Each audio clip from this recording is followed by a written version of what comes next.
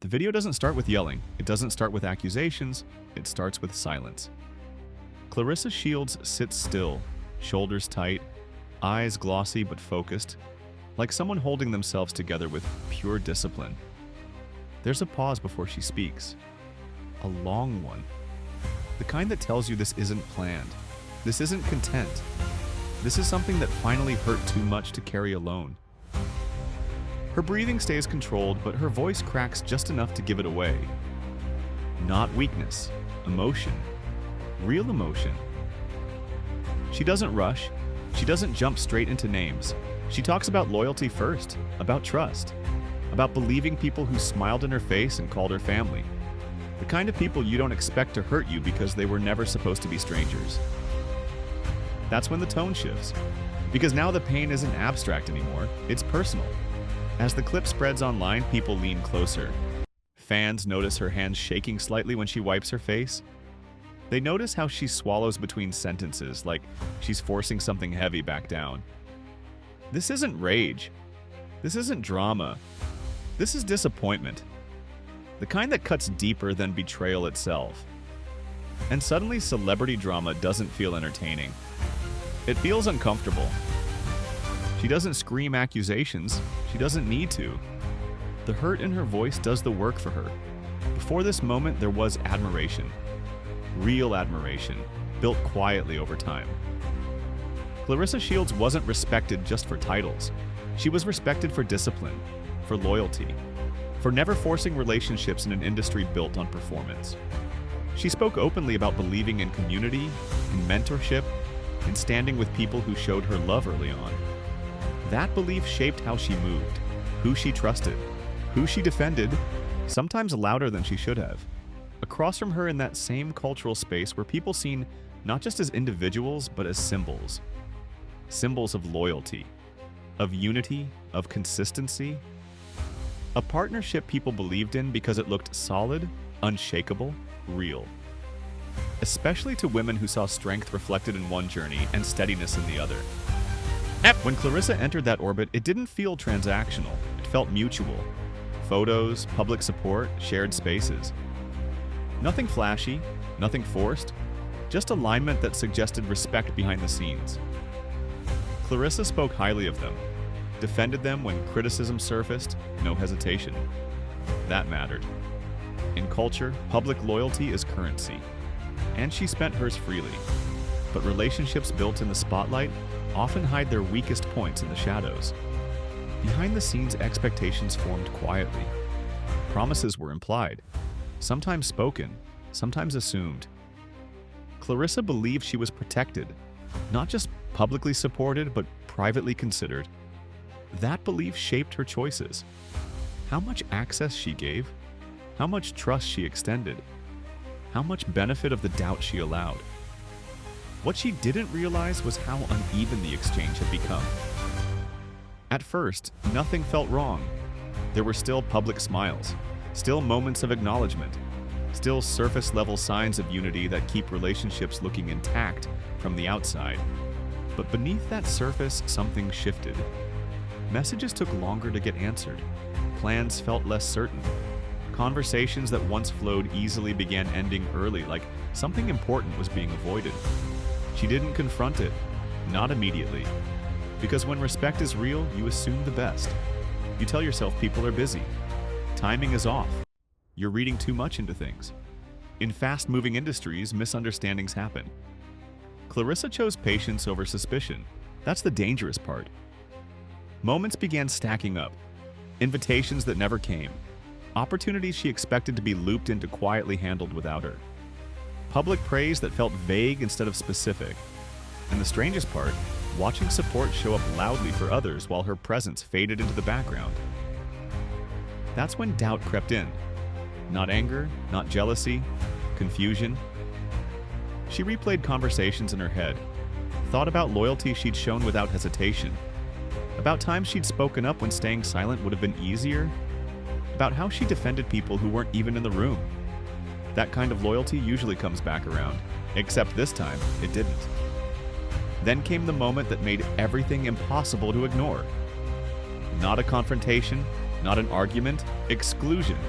Something she expected to be part of moved forward without her knowledge. She found out the way fans often do, indirectly, through fragments online.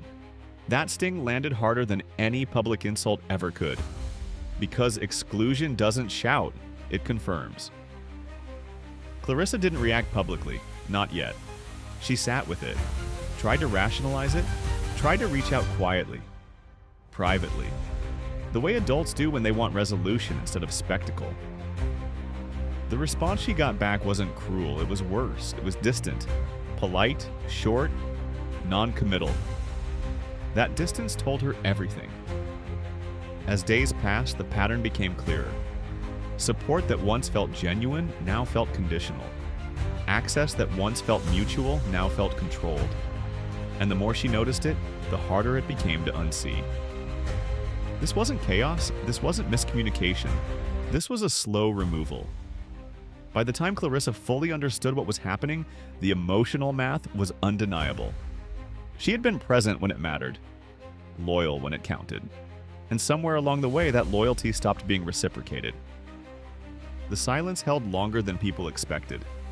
Long enough for assumptions to form, yet long enough for the internet to move on to other noise. But silence doesn't mean nothing is happening.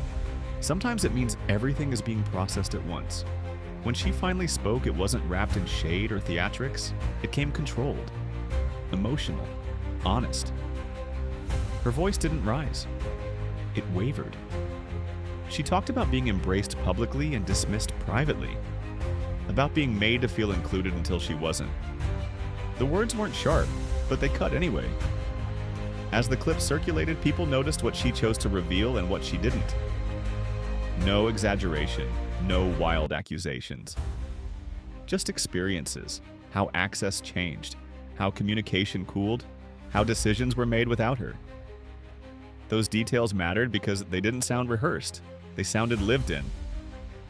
The exposure wasn't a single bombshell. It was a pattern coming into focus. Fans started connecting dots retroactively. Old moments felt different. Compliments that once sounded warm now felt generic.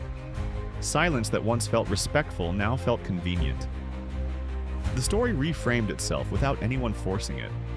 This wasn't a misunderstanding, it was a quiet removal. What made it heavier was the response on the other side. Or rather, the lack of one. No clarification, no denial, no attempt to smooth things over. That absence became its own statement. In a culture where narratives are defended aggressively, silence reads differently. It reads like disengagement.